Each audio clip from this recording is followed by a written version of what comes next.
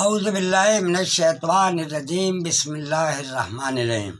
سب کی خدمت میں درجہ بردار سلام اور دعائیں۔ السلام علیکم ورحمۃ اللہ وبرکاتہ۔ تو اب یہ جو موضوع ہے اس کا موضوع ہے توبہ اور دعا، یعنی اس کا عنوان ہے توبہ اور دعا۔ تو سنو، توبہ اور دعا نے تاثیر وہ پائی، مٹ جاتی ہے وہ بات جو تقدیر میں آئی۔ فرمایا محمد رسول مقبول صلی اللہ علیہ وسلم نے، جب اللہ کا قلم لکھا کے خشک ہو گیا تو اللہ نے ایک قلم آپ کے ہاتھ میں دے دیا، اور وہ قلم کیا ہے؟ وہ ہے توبہ اور دعا۔ کیا ہے وہ قلم؟ توبہ اور دعا۔ توبہ اور دعا نے تاثیر وہ پائی، مٹ جاتی ہے وہ بات جو تقدیر میں آئی۔ سمجھ میں آ گیا ہوگا؟ یعنی اللہ تعالیٰ نے جو کچھ لوح محفوظ پہ لکھا تھا کہ جو انسان یا جو بھی جاندار جس دن پیدا ہوگا اپنے مرنے تک جو کچھ اسے کرنا ہے وہ سب وہاں فلما دیا، یعنی لکھ دیا۔ اب جو وہاں فلما دیا اور لکھ دیا، اب اسی قاعدے سے اسی کے مطابق وہ آدمی کام کرتا ہے۔ وہ یہاں پر خالی کیسٹیں ہیں، وہ ان میں بھرتا رہتا ہے تاکہ آپ کو بروز قیامت کے بعد آپ کو دکھا دی جائیں بروز حساب، تاکہ آپ مکر نہ جائیں کہ ہم نے یہ نہیں کیا۔ لیکن اللہ تعالیٰ کو اپنے اس بندے پہ خود ہی رحم آیا، جس کے لیے اس نے خود ہی یہ ٹائپ کیا تھا، خود ہی یہ لکھا تھا کہ وہ بس سلیقے سے کھانا کھا رہا ہے یا بس سلیقے سے کوئی کام کر رہا ہے۔ تو اللہ کو اس پہ رحم آیا، اپنے بندوں پہ جب رحم آیا تو اس نے ایک پلان بنایا، انبیاء و مرسلین بھیجے اس دنیا میں سمجھانے کے لیے، اور انبیاء و مرسلین کے ذریعے اس نے یہ بتایا کہ اے میرے پیارے بندو، تم میرے دربار میں اپنے گناہوں کی معافی مانگو گے اور سچے دل سے ان گناہوں کو چھوڑ دو گے تو میں آپ نے جو بد عمل کی ہے انہیں مٹا دوں گا۔ یعنی جب آپ نبی رسولوں کی تعلیم کے بعد اللہ کے دربار میں توبہ کرتے ہیں اپنے برے کاموں سے اور نیک کام کرنے کا ارادہ کرتے ہیں، تو اللہ تعالیٰ خود قرآن میں ارشاد فرماتا ہے وہ رحمان الرحیم ہے، وہ آپ کے سب گناہ معاف کر دیتا ہے۔ یعنی آپ کی یہ جو دونوں بازوؤں پہ لکھنے والے فرشتے ہیں، جو کچھ انہوں نے لکھا وہ ڈیلیٹ ہو جاتا، اور جو کچھ لوح محفوظ میں لکھا وہ بھی ڈیلیٹ ہو جاتا۔ اور اسی کے بارے میں علامہ اقبال نے فرمایا ہے، عمل سے زندگی بنتی ہے جنت بھی جہنم بھی، یہ انسان اپنی فطرت میں نوری ہے نہ ناری ہے۔ تو یہ اللہ کا رحم کرم ہے، چاہے اسی نہیں لکھا کہ ایک آدمی ایک وقت میں شراب پیے گا، ہاں اسے یہاں پر اس وقت شراب پینی ہے، لیکن اسے ہی خود ترس آ گیا کہ بھائی یہ تو جب میں نے یہ لکھا تو اس کے اوپر میں نے دوزخ بھی لکھ دیا آخرت میں، اب کیا ہونا؟ تو اللہ تعالیٰ نے اپنے نبی رسول کے ذریعے ہدایت بھیجی، اے میرے بندے توبہ کر، میں معاف کرنے والا ہوں۔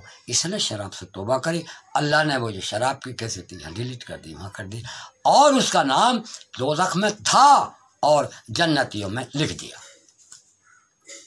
یعنی کسی آدمی نے کوئی بھی بد سلیقے کام کیا، ہاں اس میں شک نہیں، وہ ہی کیا جو لوح محفوظ پہ لکھا ہوا تھا، وہ ہی کرتا ہے، اور وہی کیسٹ میں، یعنی وہی تمہارے جو بند کنوں پر فرشتے بیٹھے وہی لکھتے رہتے، یعنی یہ جو کیسٹیں رکھی ہیں خالی ان میں ایسی ٹیپ ہوتا رہتا تاکہ تمہیں قیامت میں دکھایا جا کہ تم نے کیا کیا تھا کہ تم مکر نہ جاؤ۔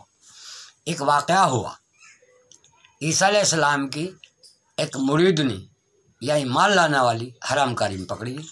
یہودی اس بات کی تلاش میں تھے، یہودیوں نے سوچا اگر اسے نہیں بچایا تو لوگ عیسیٰ پہ ایمان نہیں لانے کوئی، اور اگر ہماری موسیٰ علیہ السلام کی شریعت کے حساب سے سنسار کرا تو لوگ اس سے ہٹ جائیں گے۔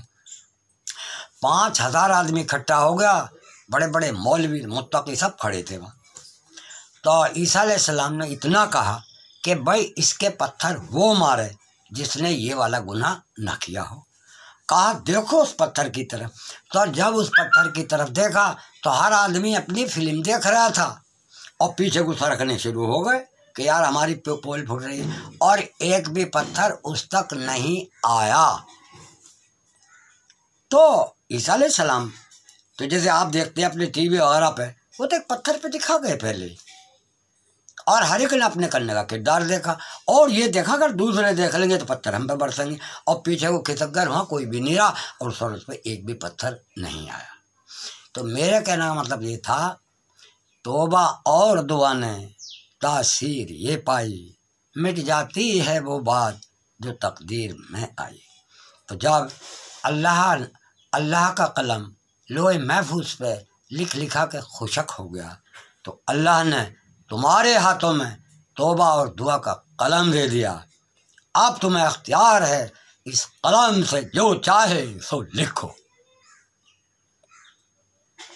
آ گیا ہوگا سمجھ میں؟ یعنی توبہ اور دعا نے تاثیر وہ پائی، مٹ جاتی ہے وہ بات جو تقدیر میں آئی۔ یعنی آپ نے جو کچھ بھی بھلا برا کیا ایسے ہی جیسے لوح محفوظ پہ لکھا ہوا تھا۔ اب جو فرشتہ لکھ رہا ہے ایسے ہی تم وہ ایسے ہی کر رہے ہو جیسے لوح محفوظ پہ لکھا ہوا تھا، مگر اللہ کو تم پہ ترس آیا، جب کہ وہ جو کردار تم کر رہے ہو اس کردار کے لیے آخرت میں یعنی امر لوک میں دوزخ لکھا ہوا تھا، تو اللہ کو تم پہ ترس آیا، ارے بھائی دیکھو اس کردار سے اس کے لیے دوزخ ہے۔ تو اللہ تعالیٰ نے فرمایا اے میرے بند، اپنے انبیاء کے ذریعے نصیحت کی اور یہ فرمایا اے لوگو توبہ کرو، اگر تم برے کاموں سے توبہ کرو گے تو میں معاف کر دوں گا، اور تم نے جو کچھ بھی کیا لکھے ہوئے کو مٹا دوں گا۔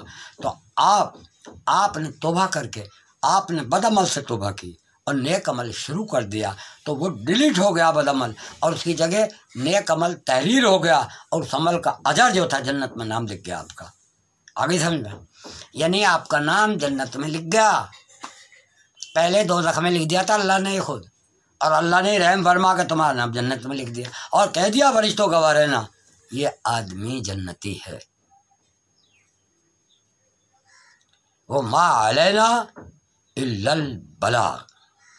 اور سنو، یعنی اللہ تعالیٰ نے جب کن کہا ساری روحیں موجود ہو گئیں، پھر اللہ تعالیٰ نے سب کو دیکھا، دیکھ کے جو کردار جسے کرنا تھا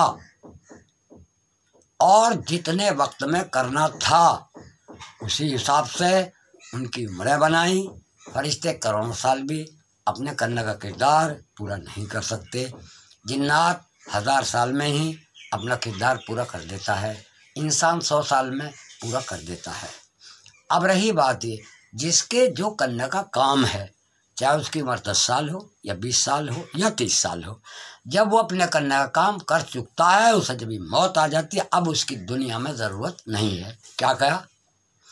چاہے کسی کی عمر 10 سال ہو، چاہے کسی کی عمر 20 سال ہو، 50 سال ہو، 100 سال ہو، جو کرنے کا کام ہے جب وہ اس پیریڈ میں کر لیتا ہے، اب اس کی دنیا میں ضرورت نہیں ہے اور اسے موت آ جاتی ہے۔ اب موت کی سن لو، موت اپنے وقت پر آتی ہے، 1 سیکنڈ کم ہے نہ 1 سیکنڈ زیادہ ہے۔ اس کے لیے سرکار حجت الوداع میں خطبہ دیتے ہیں، حفیظ جالندھری اسے اس قاعدے سے سناتے ہیں، ارشاد فرماتے ہیں خیال مرگ سے بے فائدہ انسان ڈرتا ہے، بغیر اذن خالق کوئی جیتا ہے نہ مرتا ہے، بقدر ایک نفس بقدر ایک سانس قبضے میں لا سکتا نہیں کوئی، گھٹا سکتا نہیں کوئی، بڑھا سکتا نہیں کوئی، مقدر رزق جس کا جس قدر ہے کھانے لے جب تک، خدا کی نعمتوں سے اپنا حصہ پانا لے جب تک، فرشتہ موت کا اس پر مسلط ہو نہیں سکتا، بغیر حکم حاکم جان شریک ہو نہیں سکتا۔ محارم سے کرو پرہیز گر ایمان والے ہو، غیر عورتوں سے محارم سے کرو پرہیز گر ایمان والے ہو، نبی موجود ہے تم میں تم قرآن والے ہو، حصول رزق میں تکلیف ہو آرام ہو کوئی، بس اللہ ہی میں دھیان کرنا۔ آپ ارشاد فرماتے ہیں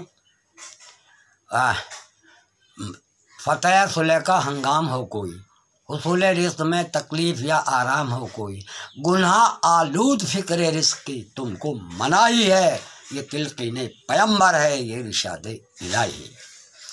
آپ آخر میں بہت شعر ہے جو میں نہیں سنا رہا، آخر میں ارشاد فرماتے ہیں مسلمانوں یہ درس ہے زندگی جب تک نہ بھولو گے، جہان کامرانی میں ہمیشہ پھلو گے اور پھولو گے۔ مسلمانوں یہ درس زندگی جب تک نہ بھولو گے، سرکار کہہ رہے ہیں جہان کامرانی میں پھلو گے اور پھولو گے۔ آج ہمارے کردار اچھے نہیں اور ہم اپنے عملوں کی وجہ سے، لوگ تو کہیں نماز نہیں پڑھتے، نماز روزہ نہیں، ہم آپس میں محبت نہیں رکھتے، ایک دوسرے کو ستاتے ہیں، ایک دوسرے کے ساتھ دغا بازی کرتے ہیں، ایک دوسرے کے ساتھ دھوکہ دھڑی کرتے ہیں، اور مطلب یہ ہے حسد اور بغض رکھتے، یہ ہے۔ مسلمانوں یہ درس زندگی جب تک نہ بھولو گے، جہان کامرانی میں پھلو گے اور پھولو گے۔ آج ہم بھول گئے اور یہی وجہ ذلیل خوار ہے، وہ ما علینا الا البلاغ۔ میں ناچیز عبدالرؤف بن عبدالغنی ولی بن نیاز بیگم، امرپور بارہ بستی، ضلع بلند شہر، اتر پردیش، بھارت، اور میرا فون نمبر ہے 96 75 80 49 93۔ السلام علیکم ورحمۃ اللہ وبرکاتہ۔